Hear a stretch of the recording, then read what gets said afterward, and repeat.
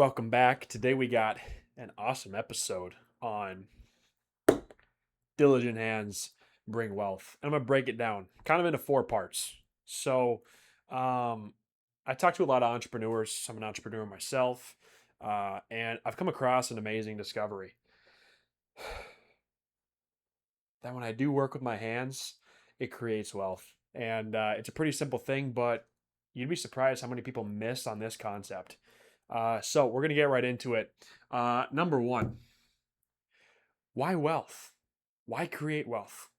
Why does God call us to create wealth? And I found that we don't necessarily always benefit from wealth creation because it's a thing in the back. It's in the background. It's not the crazy rich stuff that everyone talks about. But why do we create wealth? We create wealth to provide for the next generations to come, not just ourselves. And so building wealth is actually a very kind of a selfless thing. It's not all for you. Um, so it's a really cool thing when you talk when you dive into the concept, the biblical concept of wealth, and why does God call us to create it? He tells us not to fall in love with money. He doesn't call us to not create wealth for us and our family and our friends and the other people in the world. So diving into number two, what does diligent hands bring wealth mean? What does it mean? Because just saying this is one thing, but breaking it down is another. God will give you opportunity if you ask for it and you seek it. Now, yes, he'll give you opportunity, but he won't do the thing for you. He won't just come out and be like, "Yo, here's $100,000." Dude, then everybody would be rich. Everybody would be wealthy. Actually, that's not true. No one will be wealthy, but not many people will be wealthy, but everyone will be rich. Just brings the opportunity. Boom. No, he says you need diligent hands. You need diligent hands to do the work when I give you the opportunity because it will not be handed to you. It will be put in front of you to go get. But you need to work diligently with your hands. It's such a biblical principle. It ties into business. And I sometimes am guilty of falling into the trap of, okay, God's given me something.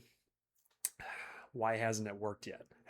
I have to reassess myself. And I'm like, bro, I haven't been doing the work that's required, man.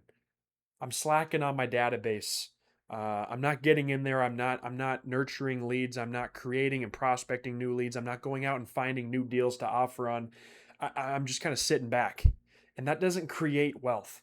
That will never create wealth unless you're lucky sitting on a lottery ticket. And so that ties into number three on laziness. Laziness in the Bible is explained to bring poverty.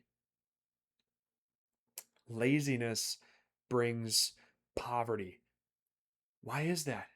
Because when I'm lazy and I'm sitting at home and you're on the couch for an hour and a half during lunch and you're just sitting there watching videos and watching TV and now your lunch turned from 30 minutes to an hour and a half and you missed out and you're sitting there like what happens? You just miss out on an opportunity that God's putting in front of you. You just too lazy to go get it.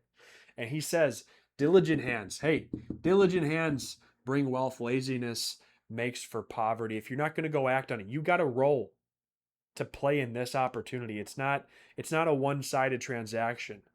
It takes both of you. It takes the opportunity from God. It takes the work you're going to put in and do it to actually accomplish it.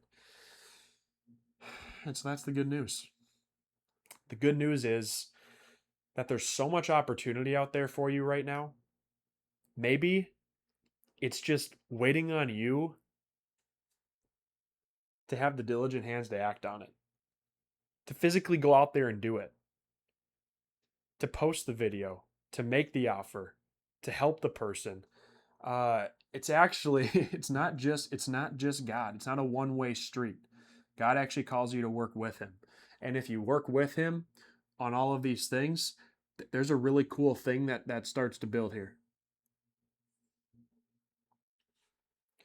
The only hard part explaining this is that this can get taken from you at any point as you build. And so diligent hands, God says it will bring wealth. but not without trials, not without tribulations, not without all the extra problems that come with making more and creating more wealth. I mean, the worldly sense is more money, more problems. And I've been going, there's some things in my life where I'm like, I got some big problems now, bigger ones than I had before. And I'm almost sometimes like just angry at him, like, why do I have this problem? Like, this would be so much easier if it was not this big of an issue. And then I realized, like, I asked for this. I asked for this big problem because the only way to create more wealth, to make more money, is to actually solve bigger problems sometimes. And so when you're asking for great things, big things, it actually takes a lot of work. There's a lot of problems that come up. The thing is, when you partner with God on these problems, they tend to become smaller. The big problems actually tend to become smaller when you're working for a different purpose. And so the encouragement today is when you have opportunity and you want to create wealth, do not be lazy. Have diligent hands, get the work done, do the good thing, and you will be rewarded. And if you're going through a tough spot right now, it might just be a test to get you through the other side stronger. And so we'll end it with diligent hands bring wealth. If you haven't already, subscribe to the channel. We talk about a lot of entrepreneurship, real estate, and I incorporate my faith in a lot of this teaching because he's my teacher, and I learn a lot of these principles through him. And I figured I'd share what works because when I was doing it on my own, under my own strength with the world, I wasn't getting anywhere. So that's also part of the good news. Like and subscribe. Follow our Investor Brew community if you haven't. I'll attach the link down below.